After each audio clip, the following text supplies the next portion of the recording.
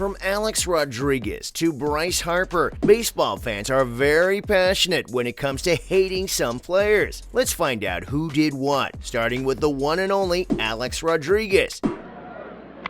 There's a fly ball down home, right field line. He might get a cycle out of this one. He's digging for two, and he's... Say what you will, but no one can deny that MLB fans are really good when it comes to cracking down on some players, especially players who, according to them, have in some way or another compromised the integrity of this beautiful game. And even after years, some players just can't seem to get rid of their past. You're right, it's all pointing back to Alex. This man got a double-edged sword, though it's not as if he was completely innocent here. Rodriguez had got quite a bad rep for himself due to his arrogant and know-it-all attitude. Everyone remembers that, and truly, even if he were to be the best in the game, no one would like him for it. I have to be honest, I didn't like him either. Now, mix that cocky attitude with being part of the most hated team in Major League Baseball, and you've got yourself the perfect recipe for disaster. If you missed your history class on Alex, you'd probably think people hate him because of only this, but you're wrong. Being full of yourself is all right in some sports. People still manage to get a very big fan base. Hint, Novak Djokovic in tennis. But this wasn't all that made fans despise Alex. You see, soon enough, he started lying about being on steroids. And by the way, this is after he tested positive multiple times. At this point, everyone was wary of this man. Even his biggest fans, though I'm not sure they exist, couldn't make any excuses for him anymore. And that's where he got the infamous A-Fraud nickname. You go into sports thinking you'll be getting nicks like the Disaster or something, but my man Alex was simply charged with fraud. It's been permanently attached to him ever since. After one point, it wasn't just the fans who were hating on him. Even his team, the Yankees, wanted to be done with him. They tried to distance him from them. And if this makes you feel even 1 ounce of sympathy for this dude, please don't stress yourself out. 1-2. Driven deep to center field. Going back Patterson. Still back. See ya. A game winning. Let me tell you what he said in a 2006 interview with Sports Illustrated. He said that people only write bad things about him because he's either too good looking, makes the most money, or plays for the most popular team. For the record, none of those things are true. Just saying. Unfortunately, Rodriguez isn't the only player in the MLB known for being conceited. This list is full of such people, including Jonathan Papelbon. Consistent only.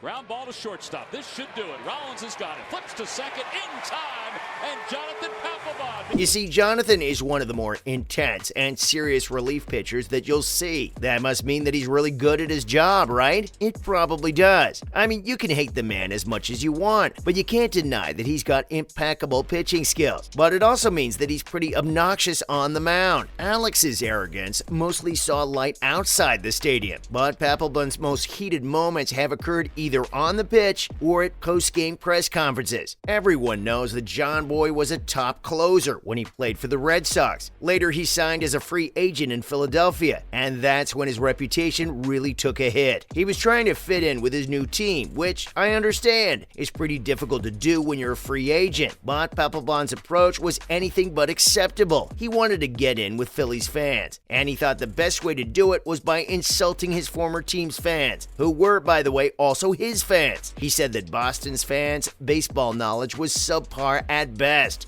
and it was far from as good as those in Philadelphia. Well, I think it's safe to say that that was a pretty dumb move, and Jonathan's suffering the consequences of it to this day. The irony is that even Philly fans don't like him all that much. It's kind of sad as well. Jonathan truly is a good player. His obnoxiousness cost him the chance to be loved far and wide. But you shouldn't feel alone, my man. Bryce Harper's right there with you. To the canvas. That one is heading to the scoreboard. Hits at the base of the board. Rendon home, LaRoche home. Now, Bryce is an excellent player. There, I said it. He's a former first overall draft pick. And if that's not enough to prove his prowess, he's also won Rookie of the Year and went to the All-Star game in only his first 2 seasons. That is a major accomplishment right there. Everyone dreams of it, but only a few can achieve it. But just because Harper could do all that doesn't mean he gets to act like he's God's gift to the MLB or something. And yet, That's exactly why people around the league hate him so much. He's always taunting opposing pitchers and tried to mess with them in very disrespectful ways. What's more, he also has quite the reputation for getting into tiffs with umpires and being very rude to reporters. I remember one such incident when he told a reporter, "That's a clown question, bro." You'd think he'd apologize after that, right? But no, Harper had the audacity to actually trademark the phrase. He truly is arrogance personified, just like this next player on the list, Carlos Gomez. The 2-1 delivery, and Carlos sends it in the air to left center and deep. Get up!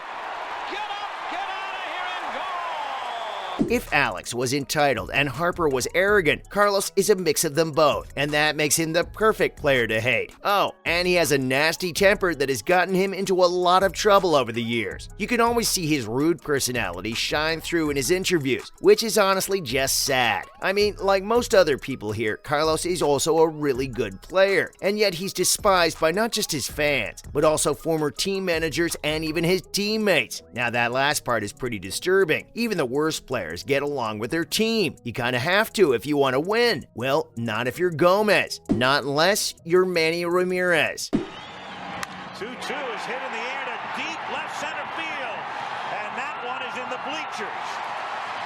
His playing career may have ended, but Manny can never be forgotten. This one is just a vile person, and he deserves all the hate he can get. I mean, not only has he violated the MLB substance abuse policy twice, but he's also been in police custody on domestic violence charges. No one can justify his doings, and no one does. He's also known to be an incredibly lazy player, and if there's one thing the MLB or any sports league can't stand, it's this. How do you even expect to have a stable sports career and be so lazy? The guy actually faked injuries just to get out of playing when he didn't feel like it. And you know how misogynists will often say, "Oh, boys will be boys." But that's how Ramirez justifies his actions. Except he says it's Manny being Manny. Honestly, it feels like he's given up on himself too, just like Ryan Braun has.